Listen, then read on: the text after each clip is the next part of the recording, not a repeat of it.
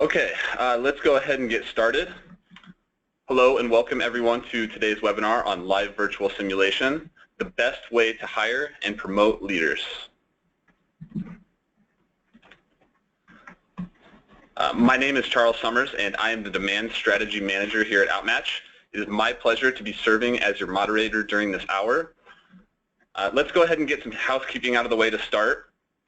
Please take a moment to join Outmatch on Twitter at OutmatchHCM and tweet questions, thoughts, or quotes as you're listening by using the hashtag OutmatchInsights. That will be present in the bottom right-hand corner of your screen throughout the presentation. So please direct your questions there. Feel free to connect with me as well on LinkedIn. And send me a personal message if you have a question. I'll be checking there as well at linkedin.com/in/SummersCharles.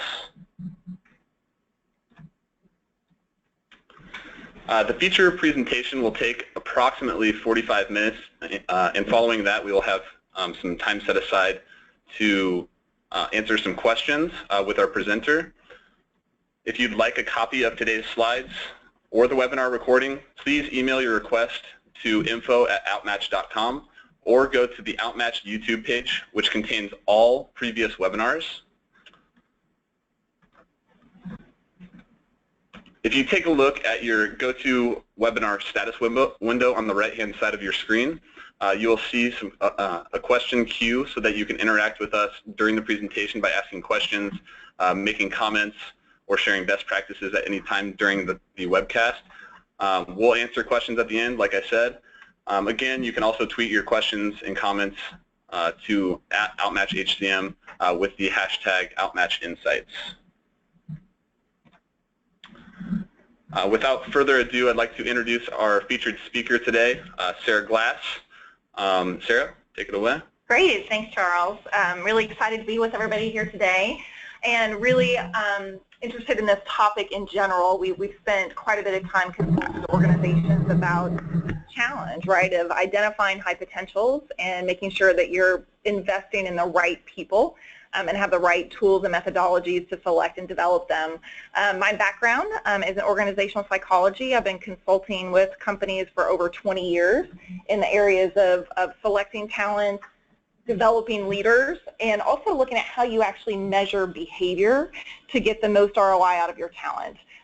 So I know that there's so much investment spent on how we get the right talent, how we develop the right talent, but it's really about how you measure it in a way that you can predict success. And that's always kind of been the challenge when you look at trying to predict someone's future potential. And so we'll talk a lot about that as we go through today.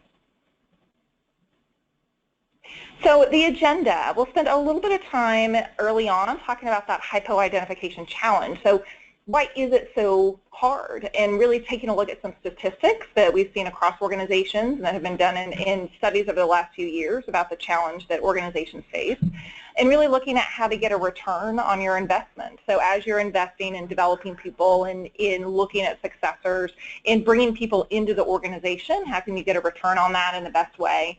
And then we'll spend a little bit of time really talking about virtual simulations. That's obviously one of the approaches that is going to have a big impact on how you identify hypos, and we'll talk a little bit about kind of some different techniques and methodologies there.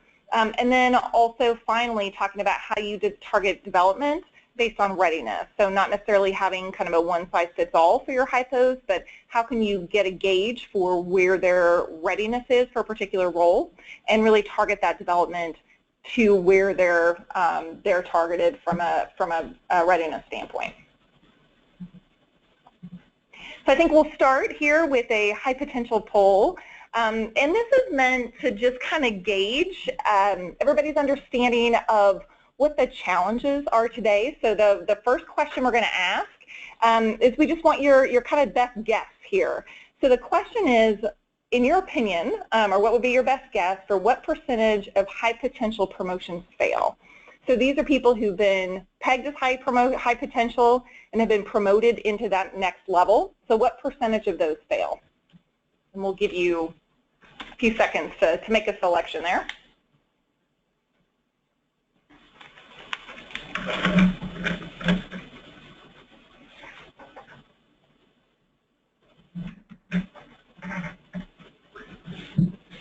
Okay, I think we're getting pretty close there. So let's see how everybody did on that particular question. We'll have a few of these. So this is the only one if you didn't get this one right. So we have about 6% of people thinking that 20% fail, about half of you thinking about 40% fail, about 44% thinking 60% fail, none 80%. So I'm glad and sad to say, because it's not a great number, but yes, 40% of high potential promotions fail. So most of you did get that.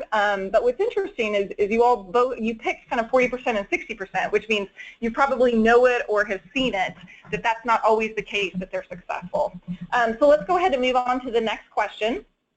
And this next one is around what percentage of HR executives report that they've lost a top manager or an expert without having a successor in place. So what's going to be your best guess there?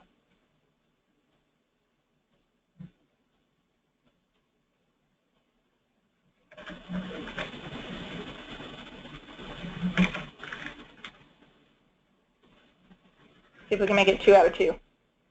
Picking the right answer.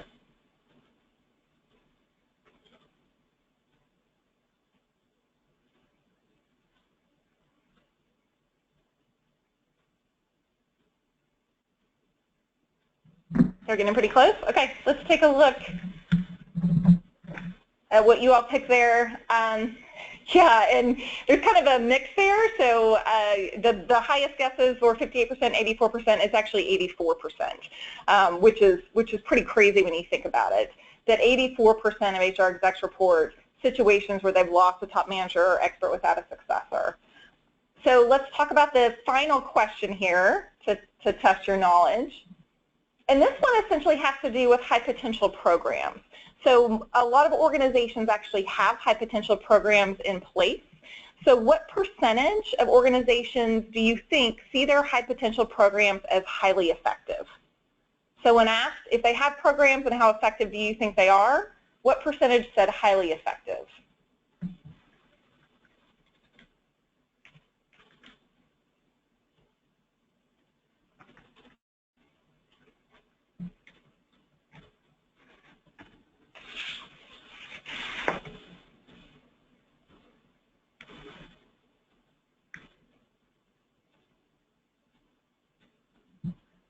Okay, so let's take a look.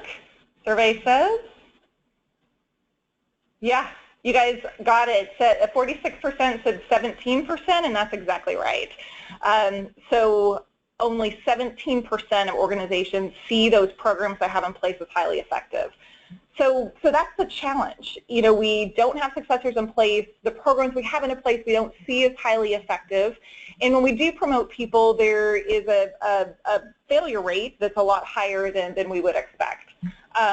So some other types of interesting facts, or I might call them disturbing facts.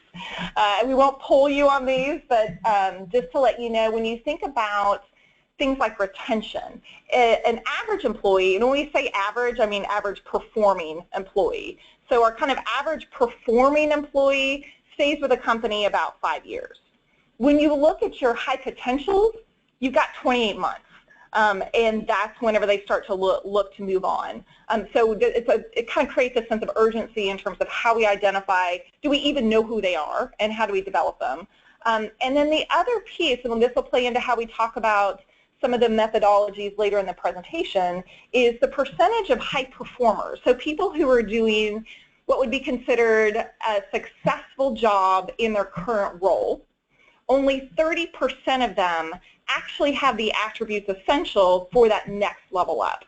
And so with so many organizations, we tend to look at current performance to at least identify our pool of high potentials, and yet only 30% of them actually have those attributes necessary for the next level up. So that kind of presents, obviously, a challenge for how we actually identify and develop the right high potential. So why is this so difficult? So hopefully you all are familiar with Leadership Pipeline, just an excellent book in terms of really looking at the critical passages that a manager progresses through in their career. So moving from that individual contributor to managing others, to managing managers and managing business units. And most people have never learned how to manage that transition process. You know, Leadership Pipeline talks a lot about how it's so critical to let go of particular tasks, to value the tasks at your level, and that most people don't figure out on their own how to make those transitions. And so a lot of times we do have high performers who've been misidentified. If you think about the statistic I just gave you, that only 30% of high performers actually have what it takes to be successful at the next level. So a lot of times that's why it's so difficult. There's also tends to be a lack of support for big stretch assignments. So not kind of being on a task force or particular activities, but big stretch assignments which actually allow people to practice or to try skills that are going to be important at that next level. And then finally, lack of clarity around expectations. So what does it actually take? How do we define success at these levels? And what's interesting is that when you think about these passages, the most difficult change for managers to make includes value. So specifically, they need to learn to value the things at that next level. And the big leap, as we know, is more from individual contributor to managing others, and then that next one, managing others to managing managers. And for that first transition, it's really learning how to value managerial work rather than just tolerate it. So they have to believe in making time for others. They have to believe in coaching others. Those have to be the first things that they value. And then from managing others to managing managers, in organizations, especially organizations that we've worked with, this tends to be the breakdown. You can get away with managing others and still do a lot yourself. But once you move into that managing managers passage, you can't. You have to 100% focus your time on managing. And that tends to be a real gap. And what happens is few companies address this passage in their training, even though this is a level where management foundation is constructed, where if I don't get it right here, I'm likely going to fail. And so the biggest difference is, as I mentioned, managers must only manage. They have to divest themselves of individual tasks. And so as we think about why it's so difficult, there's a lot of kind of explanation in terms of how we train people, how we prepare them, how we make sure they have the foundational skills that are needed at each of these levels. So let's talk a little bit about the investment that is typically made for high potential. So a lot of organizations have high potential programs, which is fantastic, really understanding that we need to develop people in order for them to be successful at the next level. And so each year you might start with a new group of high potentials. Let's say you have 100 people that enter into this program. There's some research out there that suggests that organizations spend about $7,200 per high potential in a development program. So that's kind of the investment for putting them in there.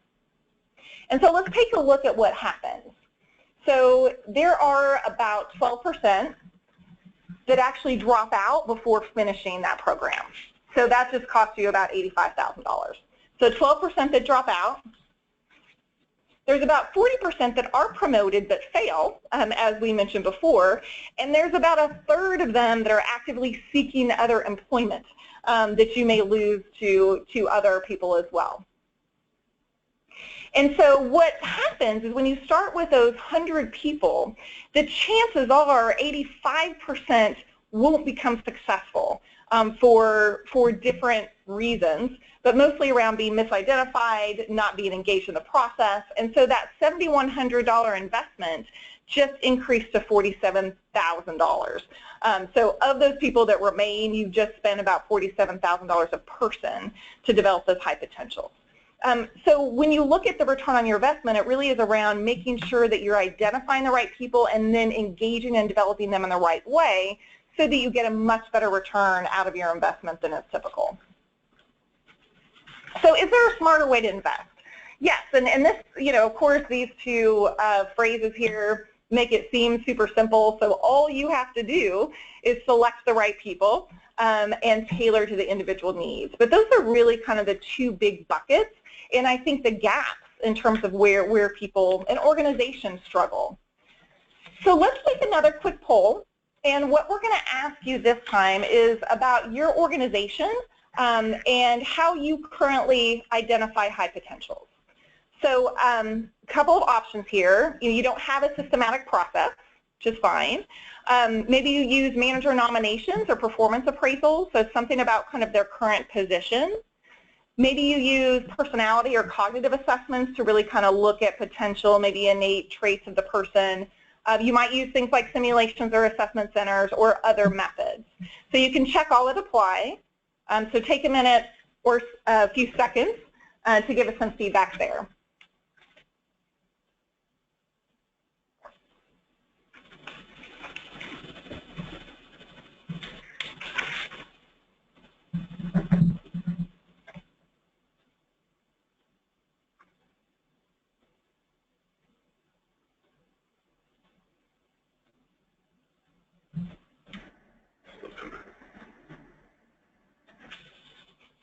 We're getting some responses.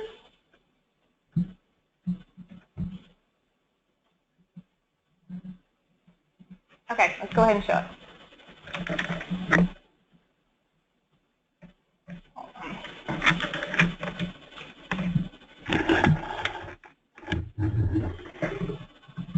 Hold on, we'll pull up the responses real quick. All right, so here's what we're seeing is that, gosh, almost half probably don't have a real systematic process, and that's not too atypical. You know, a lot of times there are some kind of organic methods that happen, but not a real systematic process.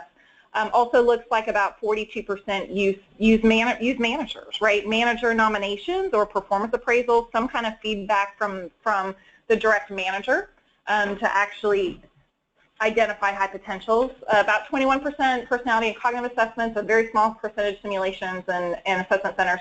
And those of you who put other methods would love a chat in to give us an idea of the types of things that you use.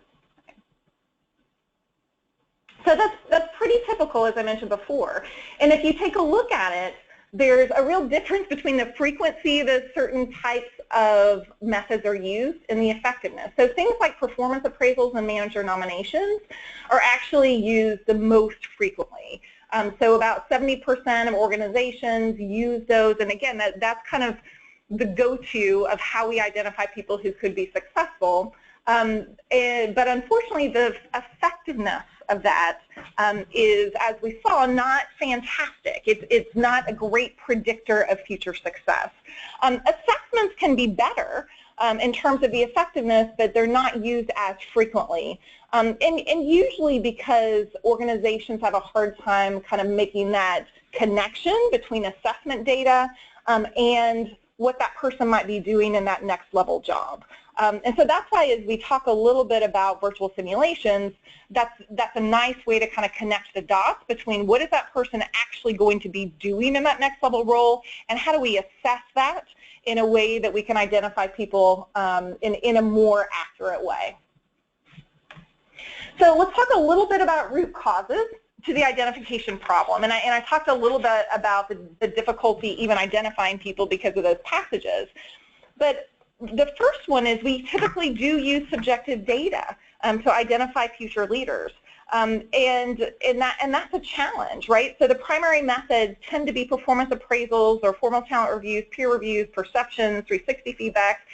Those all have the same issues, right, around being prone to bias and maybe even organizational politics, right? There's some subjectivity that we know goes into that. The next one is training is not enough. As I mentioned before, a lot of times training doesn't even focus on some of those things needed to move up through the leadership passages. But there's a big distinction between management training and leadership development. And the go-to method is typically training. So how do we train people to be more effective at this next level?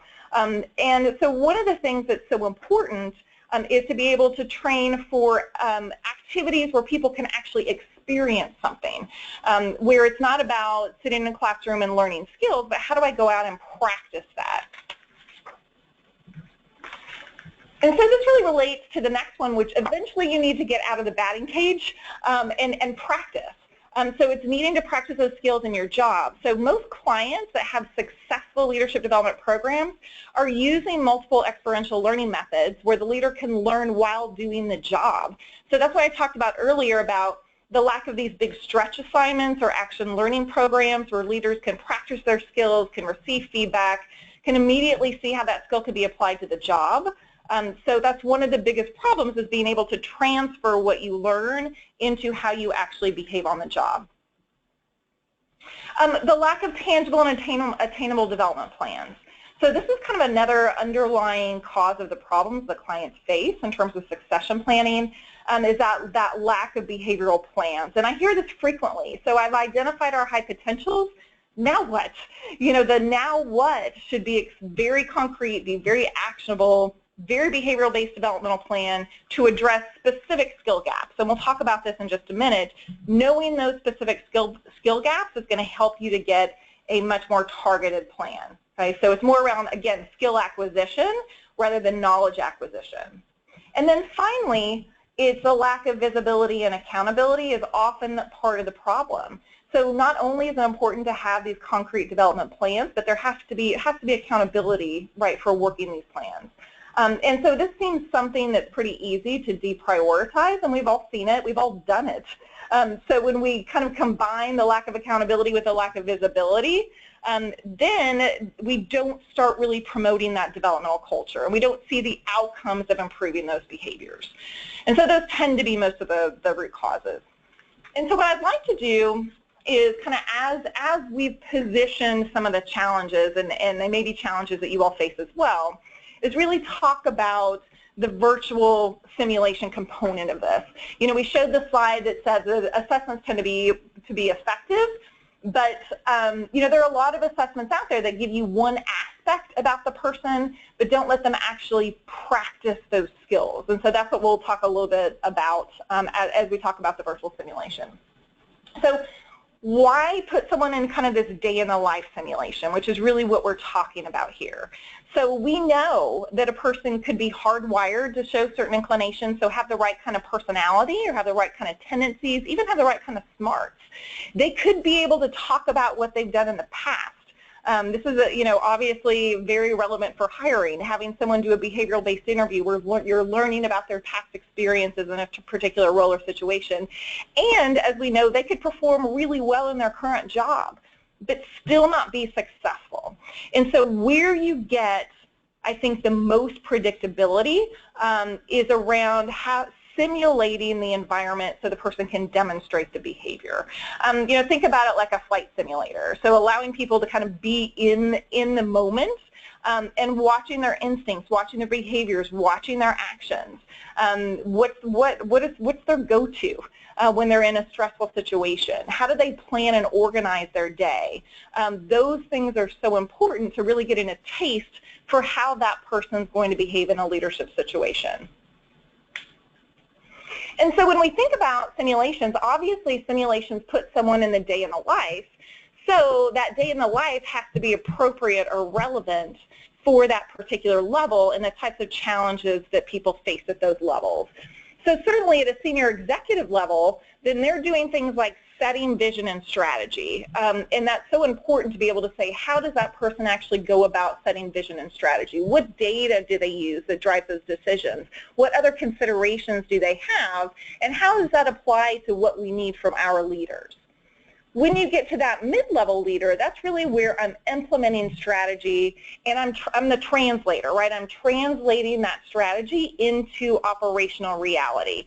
So how do I actually put plans in place where we can execute on that strategy? And obviously there are different challenges, different things that happen in that day that is going to reflect those challenges.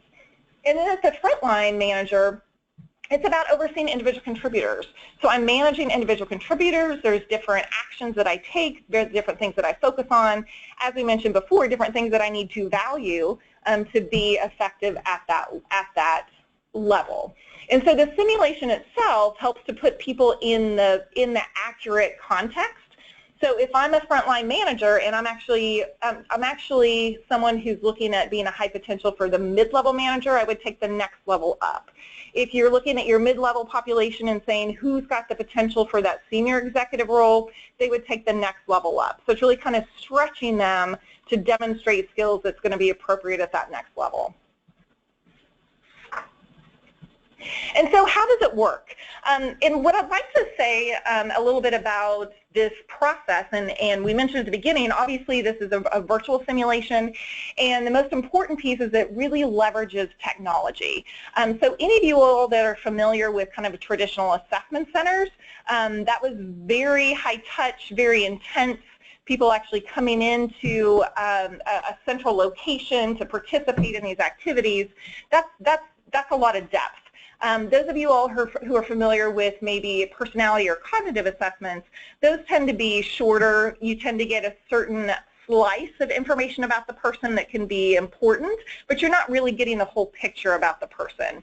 And so this experience allows you to really blend kind of a user-friendly technology solution, but you still get live human interaction. And that's the element that's so important, is you can assess people on a lot of tests that might have right or wrong answers, but you're missing that human element, how someone interacts, how they approach conversations, how they coach a direct report. And that's so important as you look at what their capabilities are at that next level. And so how it works is the technology actually drives the scheduling of the simulation. So, and we'll talk a little bit about kind of identifying pools of people and what that particular process would be. But it's scheduling a simulation that's completely 100% automated. There's some pre-work as they log in that they can complete any time before their simulation that gives them some context about an organization. So we're giving them, they're going to be in the day in the life, so they'll be in a fictional organization, an industry that hopefully is very different than their current industry. We don't want to assess their functional skills, we want to assess their leadership skills. So as much as we can make the fictional scenario feel pretty unfamiliar to them, so they're only doing leadership activities, the better. So they really focus on that realistic business scenario. There's, you know, financial reports, there's information about their direct reports, there's information about the organization's strategy and their mission, and so really kind of immersing themselves in that information. And then there's a simulation experience. Depending on the level, the length of this is a little bit different, so there is kind of a sales version and a sales leader version as well. But typically it's about a 3-hour immersive simulation. And so for those 3 hours, we're really compressing what you would actually do in a day. We're compressing that to only 3 hours where they're actually going through that process. And then as soon as they're finished, they actually get results fairly quickly, within 24 hours, that actually gives you data about that person and their fit with certain types of strategies and competencies that are important for that role. So as I mentioned, I think one of the components of accuracy in any kind of assessment or simulation or even any measurement tool is that human interaction, that being able to capture how a person behaves when they're interacting with somebody else. And so within the simulation, there's an opportunity to have some live human interactions via video. So I'm doing a video conference with a direct report to coach them on a particular issue. I'm doing a video conference with my boss to really kind of talk through a strategic plan that I've put into place. You know, at the senior executive level, I'm doing a video interview that's like a PR interview where I'm having to really kind of display some of my communication skills in that way. So having that human interaction is really important. And so just to give you kind of an example, because I think for a lot of people that kind of making it tangible is very important. And I think for anybody you put through this, like as you're looking at high potentials or identifying high potentials, you know, making sure that the experience feels good to them and that candidate experience is so important. And even using it for selection, I think, is important as well. And so as you go through, it's a typical in email, you know, system, inbox, right, where you're getting emails that are coming in, there's emails that are there, you're able to reply, you're able to forward, you're able to call people and leave voicemail messages, you're able to refer to different materials within your simulation that you want to refer to. You're able to take notes within there. So it's trying to create a pretty realistic environment and connect the dots. So some of the emails are related to each other, related to other data and information, and it kind of builds on itself throughout the simulation. So during that time, you have some emails that are there, but then you also get emails throughout the course of that simulation. And then there are scheduled meetings. So, you know, I know coming in that I'm going to have a meeting with my boss. I might have a presentation with somebody. Again, I might be coaching a direct report. So those are scheduled meetings that happen. There's usually information that you have to prepare for. So there's some reminders that those meetings are coming, some things that you have to prepare. And then the next piece is actually having that live interaction. So there's an incoming call that comes at the time of your meeting, and you have that meeting, you know, for about 15 or 20 minutes about that particular topic. And so the entire time there are essentially hundreds of behaviors that are being captured in terms of how you prioritize, how you interact, what your instincts are. So there's so many behavioral examples that help you see how that person's going to actually engage at that next level. And finally, as you have those conversations, you know, the assessors on the other end, the live human interaction, they are trained to be able to kind of probe, throw up roadblocks, you know, ask probing questions, you know, not to trick the person or catch them up, but to kind of emulate what a real situation would be like. And so based on that information, what's I think really valuable is everyone goes through the same experience, so it kind of takes out some of the subjectivity and bias that you typically see in other ways of evaluating people. And then the other thing is you can actually start to target different levels of readiness. So it's one thing to be able to say, hey, is this person high potential or not high potential? And it's usually not that easy. It's usually not a yes or no. What's more likely is to get an indication of how long it's going to take and how easy it's going to be to get them to that next level. And so from a group analytics standpoint, you can tell from your population who's ready now. Is there somebody that could actually step into these situations today? Are there people that are ready in 6 months, 12 months, or not at this time? Most people are going to be 6 months to 12 months because there probably are going to be things that they need to do or things that they need to really hone to really hit the ground running in those particular roles. And so this data kind of gives you also an idea of what your runway is. So if you've got nobody that's ready until 12 months, that's a very different situation to be in than a few that are ready now and a few that are ready in 6 months. So it helps you to start also planning and to know where to invest your dollars. So again, the ready in 6 months is also around particular business challenges and priorities that are most important to you. So if you need somebody in your senior executive role who is really going to push innovation, that's a big strategic priority for the organization, then you can start to see who's going to be capable of doing that. If instead you need someone who really is about, you know, how are we executing on a past vision, then you can get an idea of who's going to be good in that particular area.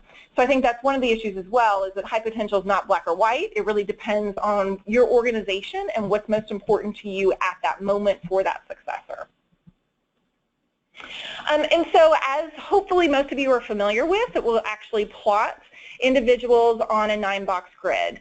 So the performance in this case will be actually performance on the simulation, the behaviors that we actually observed during that simulation. And the potential is going to be based mostly on kind of their innate tendencies. So are they hardwired to actually react in a certain way? And so in that case, you'll get an idea of where your performance potential is. And so for each person, you can roll over, kind of see who it is. In this case, we've got somebody who's pretty high potential, but performance-wise, they're not even close, right? They struggled when we asked them to actually perform in that particular way. So it gives you an idea of kind of where to invest and how far off people are in particular areas. It also helps you in terms of targeting training needs.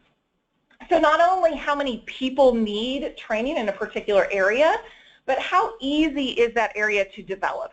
So I think one of the mistakes that people make is saying, okay, I need someone to develop in this area, let's build a developmental plan specifically for that opportunity or weakness, when there are some things that are easy to develop and some things that are very difficult to develop.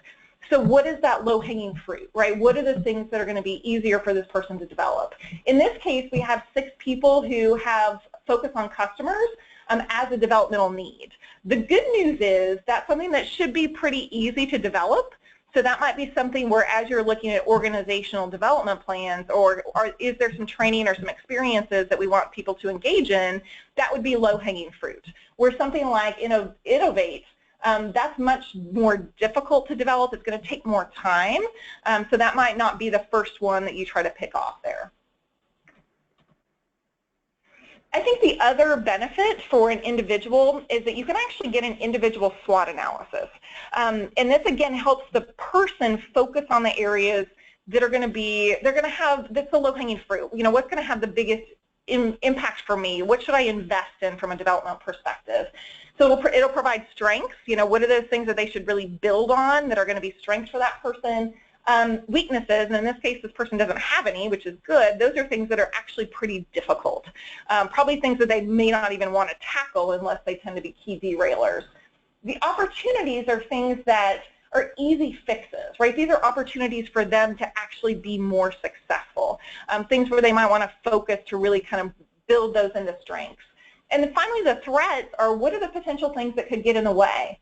A lot of times threats come from just our natural personality, right? The things that, you know, we've gotten feedback on over the years that just tend to keep getting in the way. So what are those threats that I just need to be really aware of so that I can make sure I'm as successful as possible? And those threats might be things that have worked well for me where I am in a particular level, but are going to become threats as I move up in the organization. So things like, you know, letting go, things like taking on too much myself, things like not delegating. Those become threats as you move up in the organization. And then for any of the activities that happen within the simulation, so if I'm asked to mentor and coach, I actually get more in-depth data about what the observations were. When did I do this? I did it in a coaching role play. I did it with coworker conflict in the simulation. Where did I do these behaviors really well? Where did I struggle with that? So it allows the participant a level of depth to really dig into in what situations do I need to improve and in what situations do I need to practice. And so the next kind of place where you're going to want them to focus is, how do I practice this? And we're really focusing on things that are habit forming, things that people can practice every day that's going to improve a particular skill. And that's really where you're going to see kind of behavior change and movement. So after someone goes through this process, or after you kind of have a group that's identified to go through the process, then it's around really tailoring to individual needs. So what a typical process might be is there some nominations that happen, although nominations can be biased, as we know, because they're based on managers. So a lot of times you might use some assessments early on as well to balance out those nominations. So things like, again, personality assessments, cognitive assessments, data that's going to help you at least identify who you want to put in that next level. And then when the simulation happens, that's where you can really start differentiating between people. And you actually might have some people after the simulation that self-select out, not because they didn't like the simulation, but because they learn things about themselves. They might really help them think about the things that they're good at, the things they enjoy, the things that make them satisfied, the challenges of kind of demonstrating certain behavior. So you might have some people self-select out at that point. But then once you have your pool, you can actually start to build tracks. So you might have a track for Ready Now. Okay, these people actually they're in waiting, right? Our biggest challenge here is going to be retention. But if we have an opening, they're ready now. Or we have people that are ready in 6 months, maybe 12 months, that you might want to build some developmental programs, and you might want to invest actually more dollars in those people to help them get to a place where they can be those next successors. And your track 4 is not ready at this time, which obviously that's another kind of conversation decision about that population. So really, instead of kind of a one-size-fits-all hypo program, you're starting to really differentiate tracks based on what those needs are. And so as I mentioned before, at that point it becomes kind of retention versus development. So those people that are ready now, that's kind of your focus is going to be higher retention there. We're not ready at this time, that will be more development-based, but that might not be the best place to invest your dollars. So if you're looking at where to invest your dollars, it's probably going to be right there in the middle, you know, that ready in 6 months. Those are your high potentials. Those are the people you want to grow. again, the ready now are people that are ready, when the next opportunity comes up. And so it might be things like increased visibility and access to executives, freedom, flexibility, promotion, stretch assignment, executive coaching, all of these things that we know are so important, kind of helping people develop those skills. So, obviously the whole goal is to do better than that 40%. Do better than that 40% of high potential promotions failing. And so this helps you to really increase your odds of making sure that you're making the right hiring decisions, selection decisions, and identifying pools for development. So in summary, and then certainly we can take questions, most companies struggle with identifying successors and high potentials. We know that, right? There's a struggle, and there's a lot of reasons why that's a struggle, as we talked about earlier. And the traditional measures of potential are often ineffective, looking at someone's past performance, getting information from managers, looking at performance appraisals. Using virtual simulations allows a person to demonstrate their capabilities and readiness, so you can actually see, are they able to do it? When put in that situation, do they have what it takes? Do they have the right instincts, the right approach? And also allowing development to be tailored to that individual's readiness, and then focus on those areas that are most easily developed. So how do we make sure that that plan for that person puts them in the best place to be successful at the right time? So those pieces are going to be really important as well.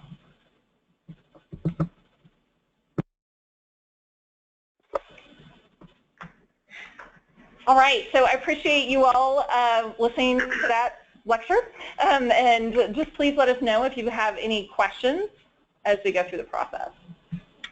Yeah, and so we have 2 questions that came in throughout the webinar today. And the first one, you talked about it just a little bit. Would you recommend putting everyone through or just a targeted population? How do you decide who to put through? Yeah, I think that's a great question. And it really depends, honestly, on how many people are in your target role. So if you're looking at, who are if you're looking at a frontline manager population and wondering who your high potentials are for the mid-manager role, you might have a lot of people in that frontline manager population. And in that case, that's kind of higher volume. You probably wouldn't want to put everybody through the simulation. You might want to put them through some initial measures, like, and I think I mentioned before, around things like maybe a personality assessment, cognitive assessment, getting some manager data, which is not worthless, and I hope that didn't come across. I mean, manager information is still very important in terms of what have you seen from them today, but balancing that data with other data points to make at least an initial selection of who the pool is, who the nominated pool is that you actually want to have go through the simulation at that point. If you're talking about a higher level population, so if you're talking about your directors, or you're talking about VPs, you're talking about more senior populations where maybe you don't have as many people, then you actually may want to put all of them through, and then have the simulation and the process help really identify those who have the most potential and what that kind of, again, the 6 months, 12 months track might be, and at that point provide some targeted coaching and other resources around that. So it really depends on the level.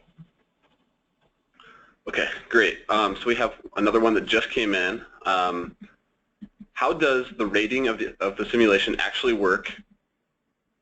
Is it an observer or an interviewer doing the rating? Yeah, great question.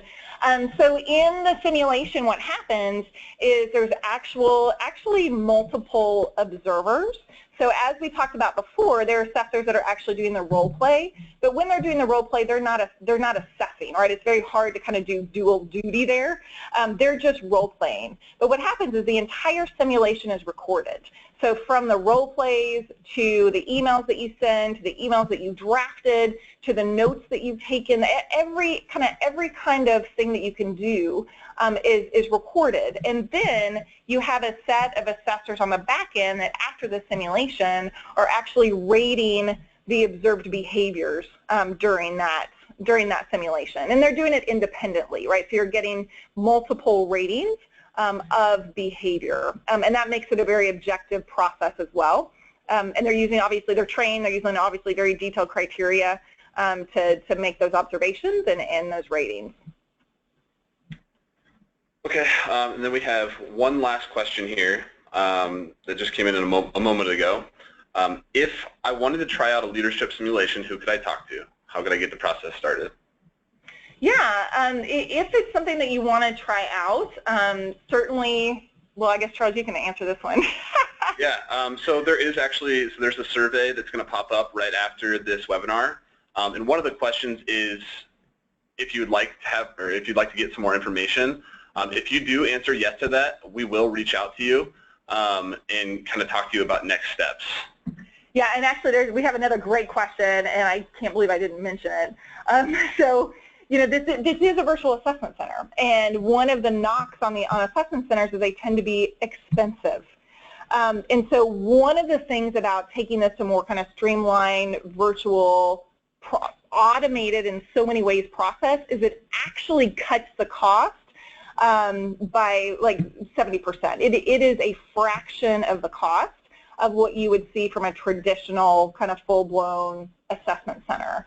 And so it's kind of that nice middle ground between, you know, okay, I need something that's as accurate as an assessment center, but I don't want something that costs what an assessment center costs.